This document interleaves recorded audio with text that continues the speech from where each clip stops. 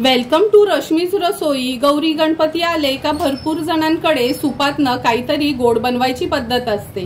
काही ठिकाणी पुरणपोळ्या बनवतात, काही ठिकाणी आपल्या दिवाळीतला सण, तर काही ठिकाणी ह्या भोपळ्याच्या घाऱ्या बनवतात। मी नेहमीच या भोपळ्याच्या घाऱ्या बनवत असते, म्हणून ठरवलं का चला तुमच्या बरोबर ह्या आमच्या आगरी कोळी पद्धतीच्या भोपळ्याच्या घाऱ्या कशा बनवायच्या ही रेसिपी दाखवणार आहे। त्यासाठी हा व्हिडिओ तुम्ही शेवटपर्यंत बघा आणि माझ्या चॅनलला लाईक, शेअर अँड सबस्क्राइब करा।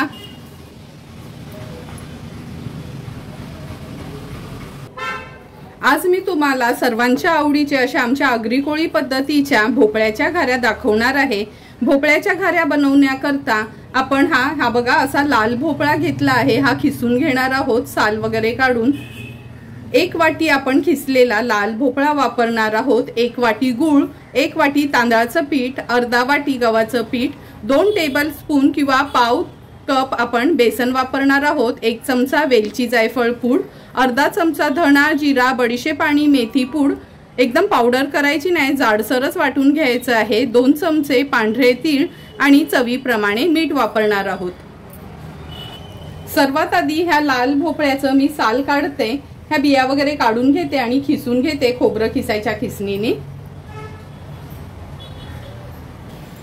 हे बघा भोपळा आपण खिसून घेतला आहे आणि ह्याच वाटीने ना मी सर्व इन्ग्रेडियंट्स मोजून घेतले आहेत। तुम्ही तुमच्या घरातल्या कोणत्याही वाटीने असं मोजून घेऊन या घाऱ्या बनवू शकता। तर चला मग घाऱ्या बनवायला सुरुवात करूया। 1 वाटी भोपळ्याचा खिस होता, तर 1 वाटीच पाणी घ्यायचं आहे। आता हा खिसलेला भोपळा आहे ना तो ऍड करूया आपण ह्याच्यामध्ये।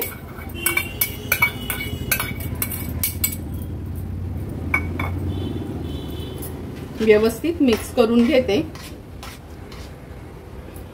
गॅसची फ्लेम हाय ठेवते आणि हाय फ्लेम वर एक उकळी काढायचं आहे। अगदी पाव चमचा एवढंच मी मीठ घेतलं आहे। पुन्हा एकदा व्यवस्थित मिक्स करून घेते।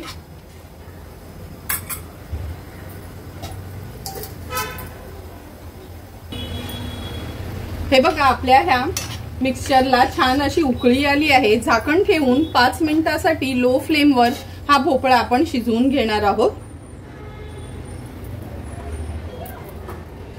2 ते 3 मिनिटं झाली आहेत। हे बघा आपण भोपळा ह्या पाण्यामध्ये शिजत ठेवला होता।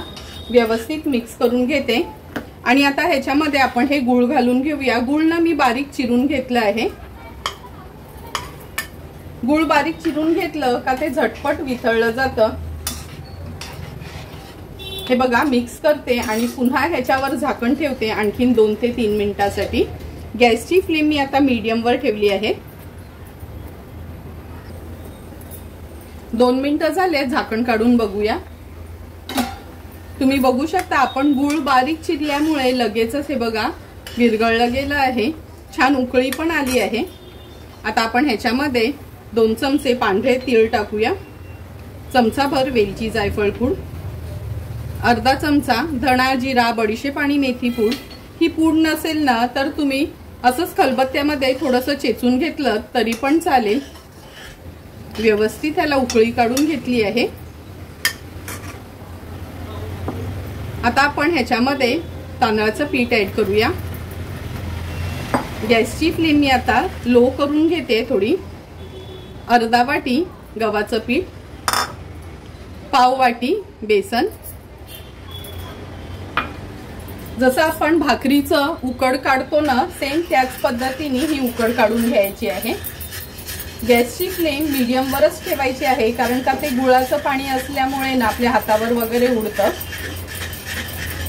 अगदी हळूहळू अशी ही उकड आपण मिक्स करून घेऊया। ही बघा अगदी भाकरीला किंवा मोदक बनवण्यासाठी आपण जी उकड काढतो ना तशीच ही उकड काढून घेतली आहे। आता ह्याच्यावर झाकण ठेवूया आणि लो फ्लेम वर 2 मिनिटांसाठी फक्त वाफ काढून घ्यायची आहे। 2 मिनिटं झाले आहेत, झाकण काढून घेऊया। हे बघा अगदी व्यवस्थित ह्याला वाफ आली आहे। आता गॅसची फ्लेम स्विच ऑफ करते आणि हे पीठ एका परातीत काढून घेऊया।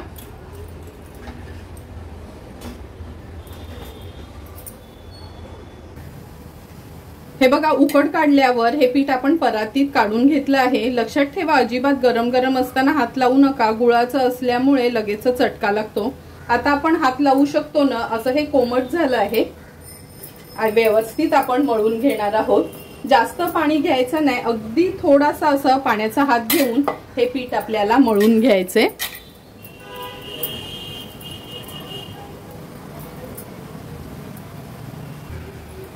हे बघा, अगदी व्यवस्थित आपण पाण्याचा हात घेऊन हे पीठ मळून घेतलं आहे. लक्षात ठेवा, खूप पातळ हे पीठ घ्यायचं नाही. मी सांगितलेलंच प्रमाण तुम्ही वापरा, मग तुमच्या पण घाऱ्या व्यवस्थित होतील. आता या पिठाला आपण तेल लावून घेणार आहोत. चमचाभर एवढं मी तेल घेतलं आहे. पिठाला छान ग्रीस करून घेऊया तेलाने. पीठ चांगलं मळून घेतलं ना का घाऱ्या बनवायला अगदी सोपं पडतं. हे बघा, खूप घट्ट नाही आणि खूप पातळ नाही, अगदी मीडियम कन्सिस्टन्सीचं हे आपलं पीठ तयार झालं आहे. आता ह्याचे पेढे बनवून घेणार आहे. लहान मोठ्या तुम्हाला कशा घाऱ्या आवडतात तसे. मी लिंबा एवढा घेतला आहे हा एक पेढा. असेच मी हे पेढे तयार करून घेते.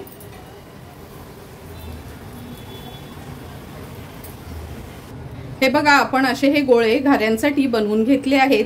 एक तर तुम्ही प्लास्टिकच्या पिशवीवर हे थापून घेऊ शकता किंवा मग लाटलेत तरी चालेल. मी तुम्हाला आज लाटूनच दाखवणार आहे.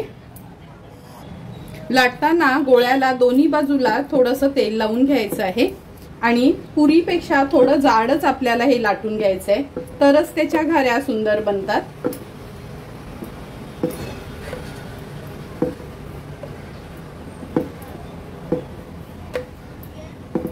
हे बघा, एवढी ह्याची जाडी हवी अशा ह्या घाऱ्या आपण आता लाटून घेणार आहोत. हे बघा, ताटभर घाऱ्या हे आपण लाटून घेतल्या आहेत. आता ह्या मी तुम्हाला तळून दाखवते.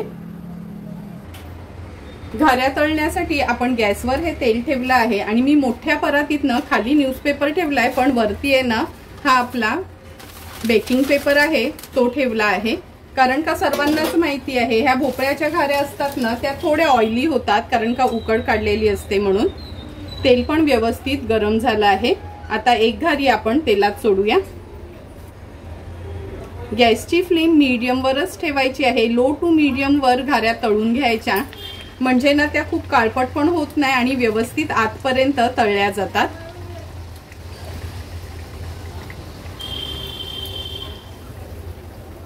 हे बघा, आपली घारी कशी छानशी फुगली गेली आहे. पण अगदी एक 15 सेकंडसाठी तरी एक बाजू व्यवस्थित होऊ द्यायची आहे. आणि लक्षात ठेवा, घारी सारखी न उलटपालट करायची नाही. एक बाजू झाली का लगेच आपण आता ही पलटून घेणार आहोत. मागची बाजू पण 15 सेकंडसाठी अशीच आपण तळून घेऊया.